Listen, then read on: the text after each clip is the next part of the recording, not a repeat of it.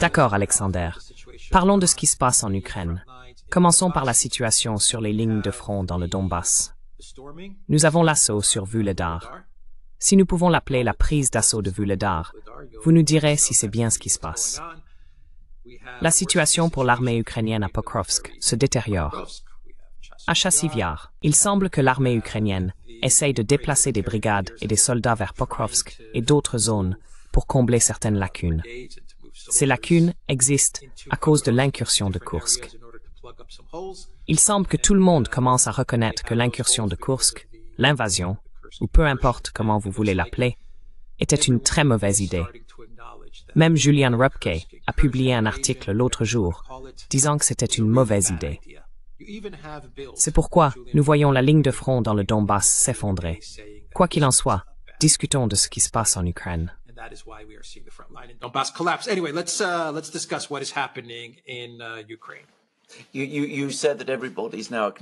Vous avez dit que tout le monde reconnaît maintenant l'incursion de Kursk. Eh bien, presque tout le monde. Je ne sais pas, mais je pense que presque toutes les personnes importantes le font. C'est toujours intéressant pour moi de voir comment les gens arrivent environ 4 semaines plus tard à la position que nous avons prise au début. Je dis ça comme ça.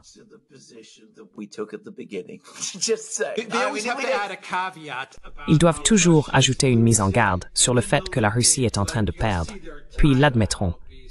Vous verrez leur titre. Ce sera quelque chose comme « L'incursion réussie à Kursk se fait au prix de perdre toute la guerre ». Ils doivent toujours ajouter cette mise en garde sur la mauvaise performance de la Russie.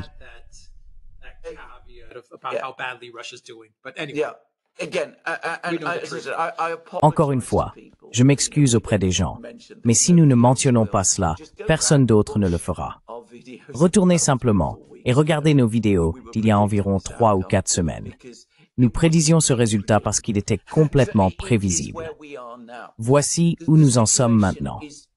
La situation devient rapidement catastrophique. Nous assistons à l'effondrement complet des défenses ukrainiennes et de toute la position militaire ukrainienne dans le sud du Donbass. Maintenant, commençons par Vuhledar, qui est l'endroit que vous avez mentionné. Il y a eu des rapports, il y a 2 ou 3 jours, selon lesquels l'Ukraine, maintenant désespérément à court de troupes, pour essayer de combler les brèches apparaissant à de nombreux endroits le long des lignes de front, déplaçait la 72e brigade, qui fendait Vuhledar.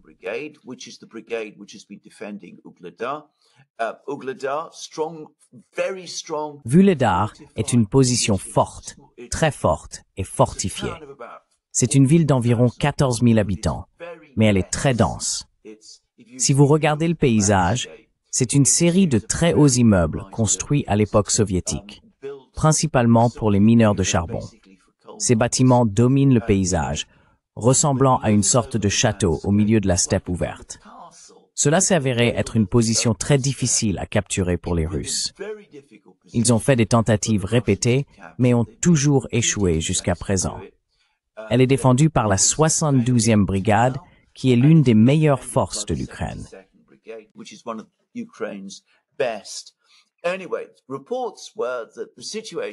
Les rapports indiquaient que la situation sur les lignes de front s'était tellement détériorée que l'état-major général ukrainien avait décidé de retirer la 72e brigade de Vuhledar pour la redéployer ailleurs.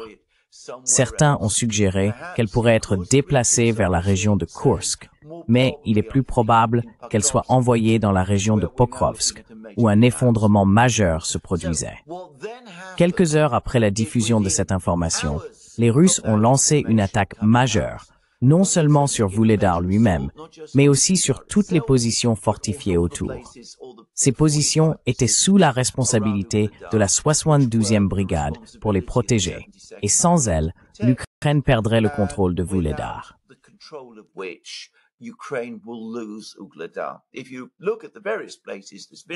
Si vous regardez les différents endroits, il y a des villages à l'ouest, une mine de charbon au nord et diverses routes d'approvisionnement. Si tous ces endroits sont perdus, Vuhledar lui-même devient encerclé. Les Ukrainiens devraient alors soit se retirer, soit risquer d'être piégés. Ils seraient forcés de se battre jusqu'au dernier homme ou de se rendre en masse, comme cela s'est produit dans d'autres endroits pendant la guerre. C'est ce que les Russes visent à faire dès que la nouvelle sort que la 72e brigade est retirée. Il se peut que les Russes aient planifié cette attaque sur Vuhledar et s'y soient préparés pendant longtemps. And prepared for it over a long time. That almost certainly is true up to a point, but it could be that the C'est presque certainement vrai jusqu'à un certain point. Mais il se pourrait que le timing soit lié à des informations sur la 72e brigade. Les Russes pourraient profiter du retrait de la 72e brigade de Vuhledar. Ou, il y a une autre possibilité. Les Russes attaquent Vuhledar à ce moment précis pour empêcher la 72e brigade d'être redéployée vers d'autres endroits où elle est urgemment nécessaire. Cela montre à quel point la situation globale pour l'Ukraine est devenue mauvaise. Pokrovsk est évidemment la zone où tout le monde parle de la gravité de la situation. Nous avons discuté dans divers programmes de l'importance de Pokrovsk elle-même. We've discussed in various programs how important Pokrovsk itself is. The Daily Telegraph did a mammoth article. Le Daily Telegraph a publié un long article, car il soutient souvent les Ukrainiens à chaque occasion.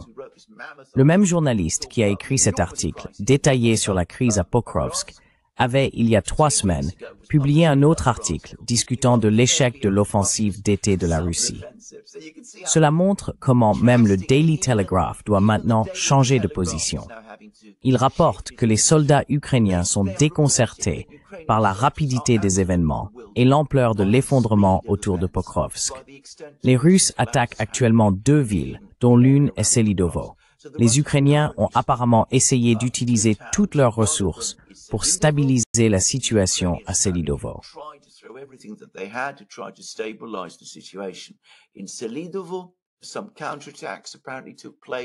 Apparemment, certaines contre-attaques ont eu lieu, mais elles ont échoué. Hier, nous avons reçu des nouvelles selon lesquelles les Russes sont à l'offensive à Selidovo. Selidovo est un lieu important, avec une population d'environ 24 000 personnes avant la guerre. C'est un centre logistique important situé au sud de Pokrovsk. Si elle tombe, Pokrovsk elle-même devient très vulnérable. La chute de Selidovo créerait également d'énormes problèmes pour les Ukrainiens plus au sud. Elle agit comme un pivot, reliant diverses parties des lignes de front ukrainiennes. Donc Selidovo est en crise. Puis, hier, nous avons appris qu'une autre ville, Ukrainsk, est actuellement prise d'assaut par les Russes. Ce matin, nous avons vu des images d'Ukrainsk montrant des troupes russes à l'intérieur de la ville.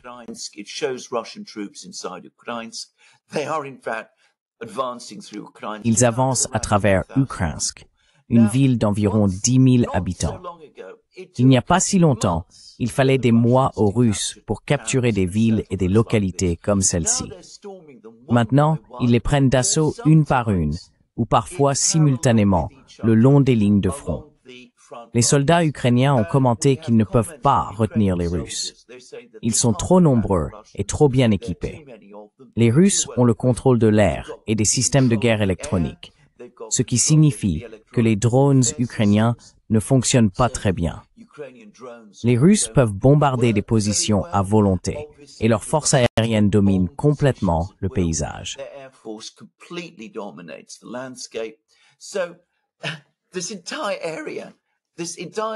Toute cette région, pas seulement Pokrovsk, mais toutes les forces ukrainiennes à proximité sont maintenant en grand danger. Il y a des rapports en provenance d'Ukraine sur des discussions concernant la nécessité de préparer un retrait complet de toutes les forces ukrainiennes dans cette zone jusqu'au fleuve Dniepr. Ils pourraient devoir se retirer, car ces endroits ne peuvent pas être tenus très longtemps. Nous nous sommes concentrés sur Pokrovsk, car il attire beaucoup d'attention. Cependant, ailleurs, les Ukrainiens ont été repoussés et se retirent d'une ville appelée Toretsk, qui était une position fortifiée majeure.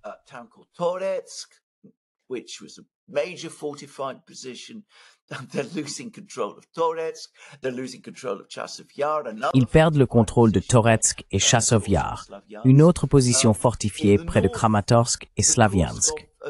Au nord, l'offensive de Kursk est maintenant en train de s'inverser. Cela ne fait pas beaucoup de bruit en Occident, mais les Russes avancent dans la région de Koursk. Ils regagnent du terrain chaque jour. Ce n'est peut-être pas une grande quantité de terrain, mais rappelez-vous, c'est en fin de compte une diversion. Les Russes n'y ont pas engagé de grandes forces, mais les Ukrainiens sont déjà repoussés à Koursk. Sur toute la ligne de front, les Ukrainiens subissent des pertes. Selon les Russes, leurs pertes s'élèvent maintenant à plus de 2000 hommes, morts et blessés, chaque jour. Are now running at more than 2,000 men, dead and wounded every day. Ukraine has no hope of replacing these. L'Ukraine n'a aucun espoir de remplacer ces pertes. Ce que nous voyons, c'est un effondrement sur les lignes de front et davantage de frappes de missiles russes. Des rapports arrivent à propos de ces frappes ce matin. Les Russes sont capables de lancer des missiles à travers l'Ukraine, presque à volonté. Les défenses aériennes ukrainiennes semblent s'effondrer. Nous assistons à la désintégration de la résistance militaire de l'Ukraine. Il est difficile de prétendre le contraire. Nous ne sommes peut-être pas encore à la phase finale, mais nous nous en rapprochons beaucoup. Si les Russes prennent Pokrovsk et atteignent le fleuve Dniepr, alors militairement, nous sommes dans la phase finale.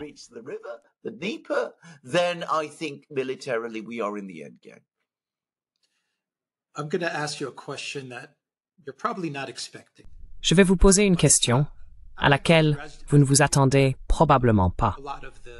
Comme vous, je consulte beaucoup de comptes pro-ukrainiens, ainsi que des publications médiatiques grand public pro-Ukraine, comme le Kyiv Independent ou le Kyiv Post. Je vérifie également les réseaux sociaux pour avoir une idée de ce qu'ils disent en Ukraine sur les lignes de front et la situation générale. J'ai été surpris par de nombreux commentaires sur Jake Sullivan. De nombreux comptes disent qu'il est le deuxième homme le plus détesté en Ukraine en ce moment. Ils soutiennent que c'est parce qu'il empêche l'Ukraine de mener des frappes de missiles à longue portée.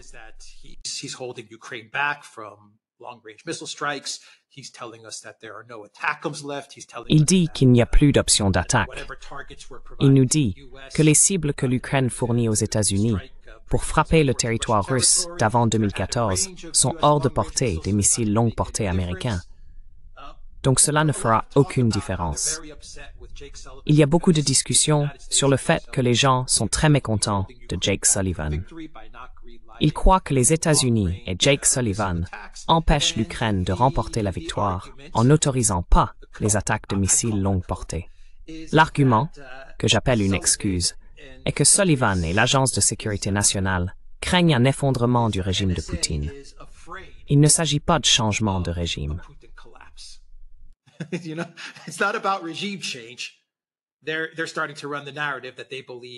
Il commence à promouvoir le récit selon lequel il croit qu'il a peur que le gouvernement russe s'effondre si l'Ukraine commence à lancer des missiles en Russie et se dirige vers la victoire.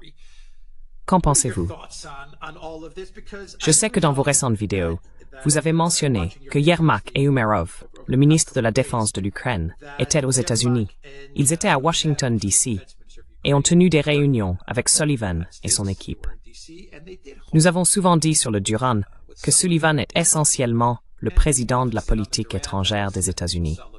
Ce n'est plus un secret qu'il est la personne qui dirige réellement la politique étrangère aux États-Unis, surtout en ce qui concerne l'Ukraine.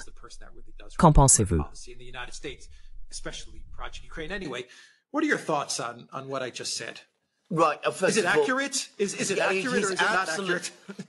Est-ce exact?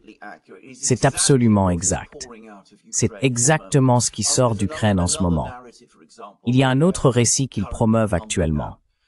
Ils prétendent que la raison pour laquelle l'opération de Koursk échoue et se renverse, et pourquoi les Ukrainiens subissent des pertes et n'ont pas pu avancer à Koursk, capturer Koursk lui-même et continuer vers Moscou, est parce que Sullivan les empêche de lancer des frappes de missiles à longue portée en Russie.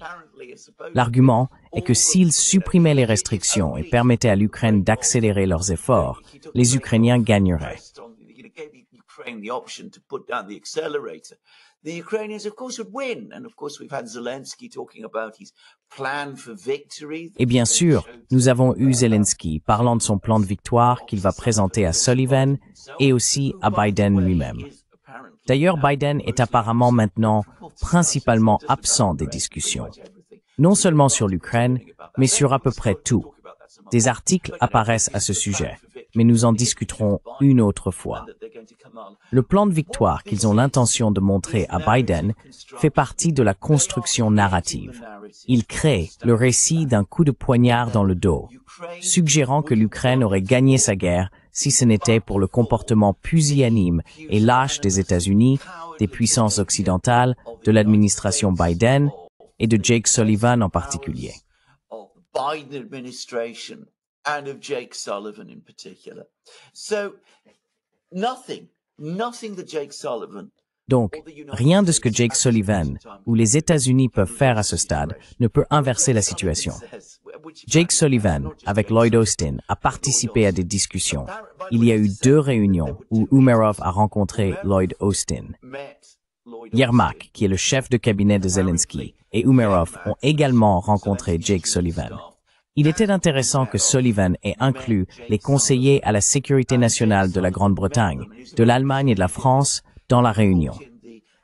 Ces conseillers représentent le président de la France, le premier ministre de la Grande-Bretagne et le chancelier de l'Allemagne.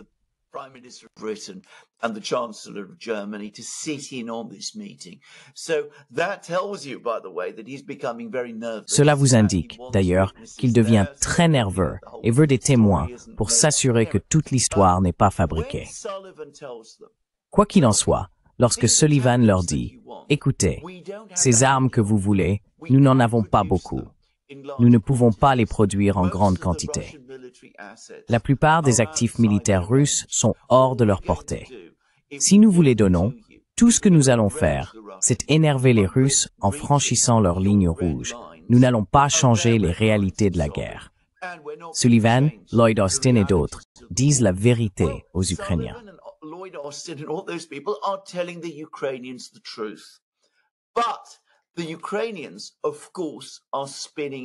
Mais les Ukrainiens, bien sûr, le présentent différemment. Ils affirment que Sullivan est un lâche, qu'il a peur de Poutine. Ou s'il n'a pas peur de Poutine, il s'inquiète que si la Russie s'effondre et que Poutine tombe, les États-Unis feront face à des problèmes. Ils soutiennent que les États-Unis soutiennent en réalité Poutine, ce qui est une fabrication complète et une construction narrative. Ils disent que les personnes en qui nous avions confiance en tant qu'alliés étaient en réalité nos ennemis et nous ont trahis, étant de mèche avec Poutine depuis le début. Vous pouvez le voir dans leurs actions. Maintenant, ce que Sullivan veut probablement que les Ukrainiens fassent, c'est commencer à négocier. Il veut probablement encore que les démocrates gagnent en novembre. Même si son patron, Joe Biden, fait face à des défis.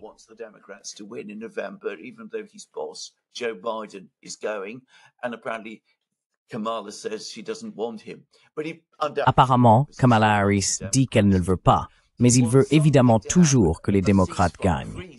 Il veut que quelque chose se passe, comme un cessez-le-feu ou un gel, avant novembre. Sinon avant novembre, au moins il ne veut pas un effondrement total tant qu'il est encore conseiller à la sécurité nationale et que Joe Biden est encore président. Donc, il veut que les Ukrainiens fassent des mouvements politiques.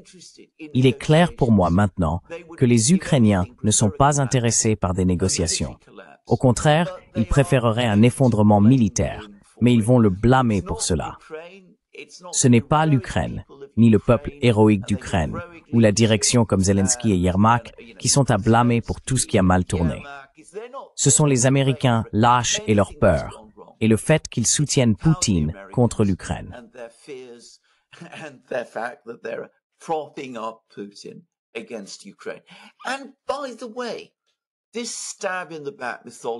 Et d'ailleurs, ce mythe du coup de poignard dans le dos, qui est déjà en train d'être fabriqué, va gagner du terrain en Ukraine.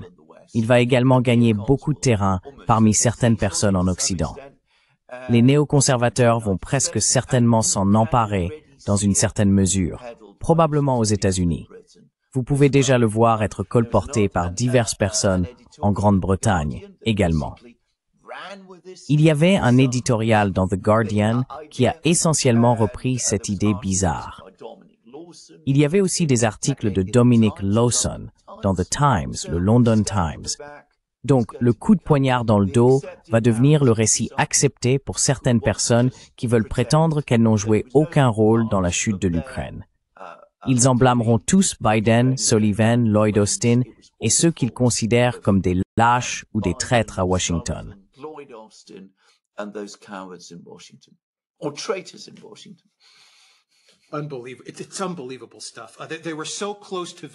Incroyable.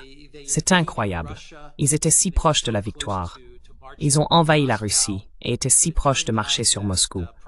Mais il s'est avéré que le projet Ukraine n'était pas à propos d'un changement de régime. C'était en fait pour la préservation du régime. C'est fou. C'est absolument fou. Oh mon Dieu. Que pensent les Européens de tout cela? Comprennent-ils? Sullivan comprend enfin que c'est fini. C'est comme ça que je le vois. Je pense que vous l'avez bien dit. Il comprend que si Harris gagne, il ne fera pas partie de son administration. Harris l'a dit clairement. Évidemment, si Trump gagne, il ne fera pas partie de cette administration non plus. Donc il comprend que dans 3, 4 ou 5 mois, il ira dans un groupe de réflexion ou quelque chose comme ça, n'est-ce pas? Donc il veut s'assurer que cela ne s'effondre pas sous sa surveillance. Mais après ça, il est dehors. C'est fini.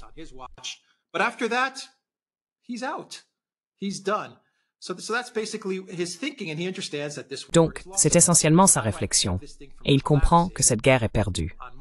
Comment empêcher cela de s'effondrer sous ma surveillance, même si je sais que les Russes ont gagné? Qu'en est-il des Européens? Ils se retrouvent à gérer la situation. Je crois que CNN a rapporté après la réunion entre Umerov et Austin qu'ils se sont assis avec Umerov, le ministre de la Défense de l'Ukraine. CNN a rapporté que l'Europe doit s'en occuper. Du moins, c'est ce que disait le Wall Street Journal à propos de la question des F-16. Quand Biden a dit que nous n'allons pas envoyer de personnel de maintenance américain sur les aérodromes en Ukraine, il voulait dire que les Européens doivent entretenir les F-16, qu'ils s'en occupent. Il semble que l'Europe doive gérer l'Ukraine à l'avenir.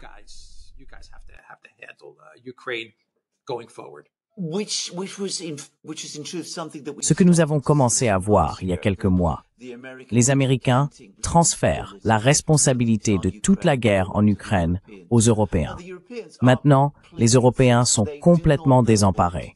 Ils ne savent pas quoi faire. Cela se voit au fait qu'ils disent le moins possible sur la guerre en Ukraine.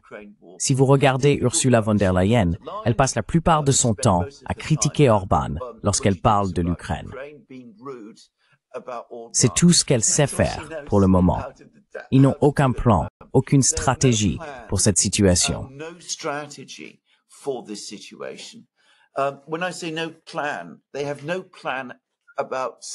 Quand je dis qu'ils n'ont pas de plan, je veux dire qu'ils n'ont pas de stratégie pour gérer les flux potentiels de réfugiés en provenance d'Ukraine, que nous pourrions voir.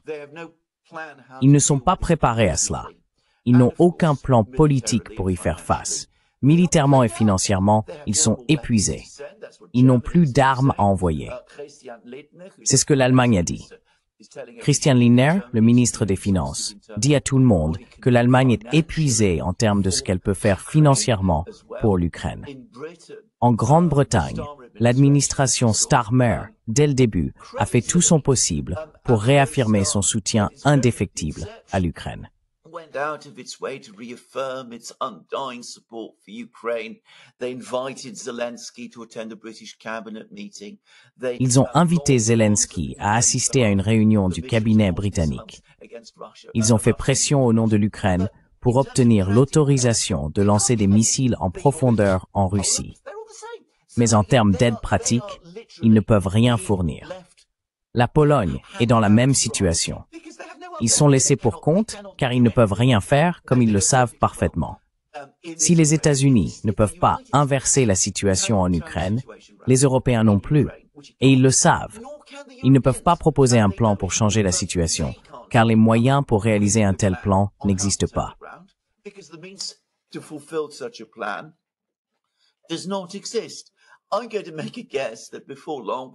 Je vais supposer que bientôt, nous commencerons à entendre toutes sortes de murmures suggérant que c'était la faute des Américains. Ils diront que les Américains n'étaient pas vraiment engagés. Des gens comme Sullivan n'étaient pas prêts à affronter correctement Poutine. Ils prétendront que Biden et son équipe ont laissé l'Europe en plan. Je pense que c'est probablement ce qu'ils commenceront à dire. Ce sera une version atténuée du mythe ukrainien du coup de poignard dans le dos. Pas tout à fait la même chose, car ils ne peuvent pas aller aussi loin que les Ukrainiens pourraient, mais ils diront quelque chose de similaire.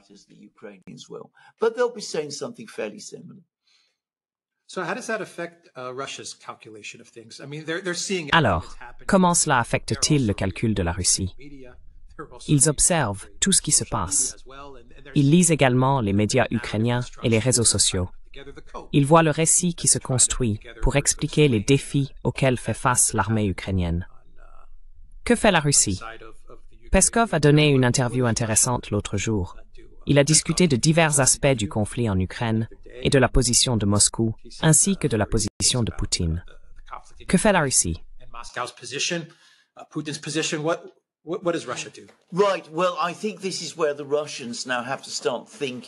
Eh bien, je pense que c'est là que les Russes doivent commencer à envisager la fin du jeu et ce que cela signifie. Je ne suis pas convaincu qu'il y ait actuellement un plan clair du point de vue russe sur la façon dont la guerre se termine. Août a été absolument décisif. Août 2024 a été le mois crucial en termes de guerre. C'est à ce moment-là que l'Ukraine a été brisée militairement. C'est le point où l'armée russe a pris l'initiative de manière décisive et nous pouvons voir que l'armée ukrainienne commence à s'effondrer. C'est aussi le mois où il est devenu clair que l'Occident, militairement parlant, est épuisé. Ils ne peuvent pas fournir à l'Ukraine des missiles à longue portée. Provide Ukraine with long-range missiles. The plan that was being floated around by Macron a couple of months ago. Le plan que Macron avait proposé il y a quelques mois concernant l'envoi de troupes en Ukraine s'est avéré si massivement impopulaire auprès du public européen qu'il n'est plus envisagé. Même les Polonais commencent à avoir des doutes.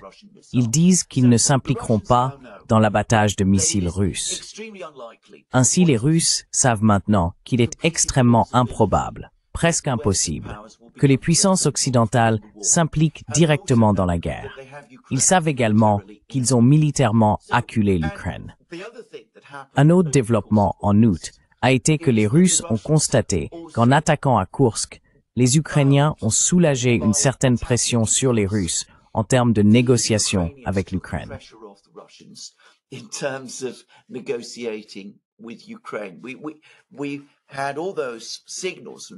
Nous avons reçu des signaux de Zelensky indiquant qu'il souhaitait des négociations. Polyansky, l'ambassadeur adjoint de la Russie à l'ONU, a confirmé dans une vidéo avec Durand que les Russes étaient effectivement sous pression de certains de leurs alliés pour entamer des négociations avec les Ukrainiens. Les Russes n'étaient pas enthousiastes à cette idée. Maintenant, cette pression a disparu. Tout cela s'est passé en août. Donc, du point de vue russe, août a été un mois décisif. Ils croient qu'ils vont gagner la guerre militairement. Il n'y a plus de doute à ce sujet, s'il y en a jamais eu. Ils savent que la victoire est en vue. Ils comprennent que l'Occident n'interviendra pas militairement. Ils savent aussi qu'ils ont un espace politique.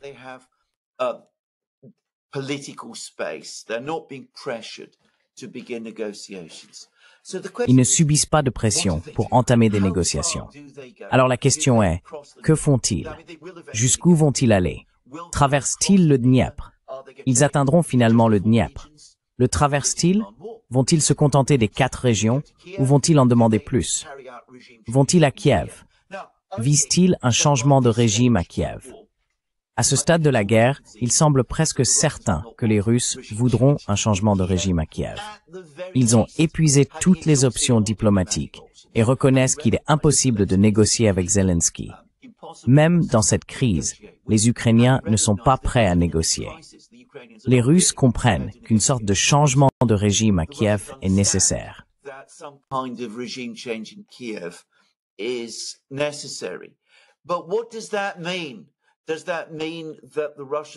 Mais qu'est-ce que ça signifie? Cela signifie-t-il que les Russes vont non seulement occuper Kiev et changer le gouvernement, mais aussi traiter Kiev comme un territoire russe, comme c'était le cas pendant des centaines d'années jusqu'en 1991.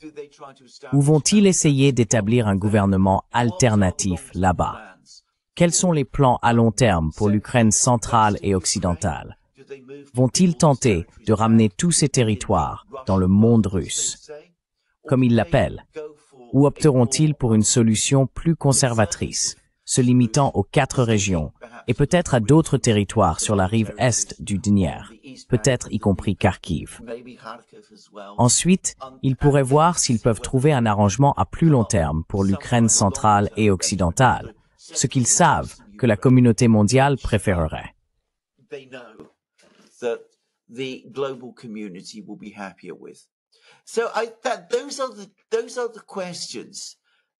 Donc, ce sont les questions que je pense que les Russes ont reportées jusqu'à présent, mais qu'ils vont commencer à envisager.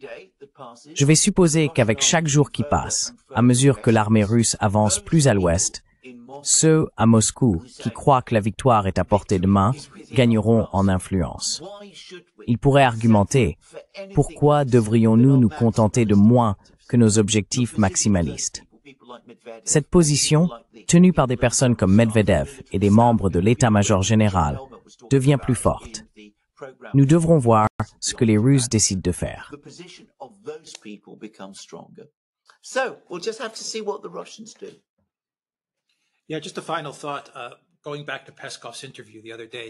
Oui, juste une dernière réflexion. En revenant à l'interview de Peskov l'autre jour, il semblait suggérer que Moscou est très mécontent de l'Europe. L'UMLED a pris de mauvaises décisions et elle va en payer le prix. Peskov l'a indiqué clairement. Il semble qu'ils veulent vraiment défier la Maison-Blanche de Biden. C'est l'impression que j'ai eue. Je sais que le gouvernement russe et Poutine ne prennent pas de décisions impulsives. Cependant, ils ont mentionné l'impolitesse de Biden envers Poutine et la Russie, et comment cela ne sera pas oublié. Un autre point à noter est que l'économie russe continue de croître. L'Europe achète toujours de l'énergie, du gaz et du pétrole à la Russie, même plus qu'aux États-Unis. Donc la Russie a beaucoup de leviers.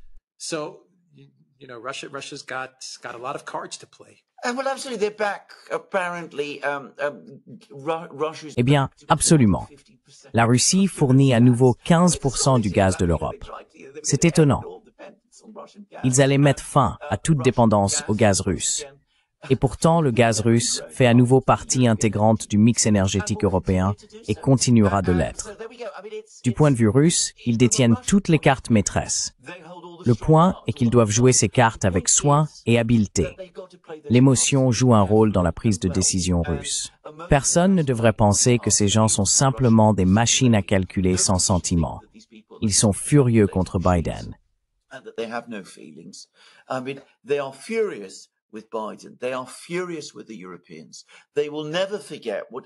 Ils sont furieux contre les Européens. Ils n'oublieront jamais ce que beaucoup d'entre eux considèrent comme la trahison de l'Allemagne, ou du moins la trahison de l'establishment politique allemand. La Russie a travaillé dur, remontant jusqu'aux années 1960, pour établir une relation forte avec l'Allemagne. Ils ont même aidé à la fin des années 80 et 90 lors du processus de réunification allemande. Pourtant, l'Allemagne a maintenant imposé des sanctions extrêmes contre eux, a essayé de mobiliser l'Europe contre eux et a mené une campagne politique contre eux en Europe. Ils ne l'oublieront pas de sitôt, et ils sont évidemment en colère à ce sujet. Ils sont en colère à propos de toutes ces choses. They're angry about all of these things, but as you absolutely rightly say, at the end of the day, they will make... Mais, comme vous le dites à juste titre, en fin de compte, ils prendront leurs décisions à long terme, en fonction de leur calcul de l'intérêt national russe. Churchill l'a bien dit en 1939. Quand on parle de la politique étrangère russe comme d'une énigme enveloppée de mystère, la clé du mystère est l'intérêt national russe. C'est la partie de ce commentaire que les gens négligent toujours. Les Russes prendront finalement des décisions basées sur ce qu'ils estiment être leurs intérêts à long terme. Il sera très difficile pour les Allemands de rétablir une relation avec la Russie du type qu'ils avaient avant le début de la guerre. A relationship with Russia of the kind that they had before the war began. D'accord, nous allons nous arrêter là. Prenez soin de vous. Description box down below. Take care.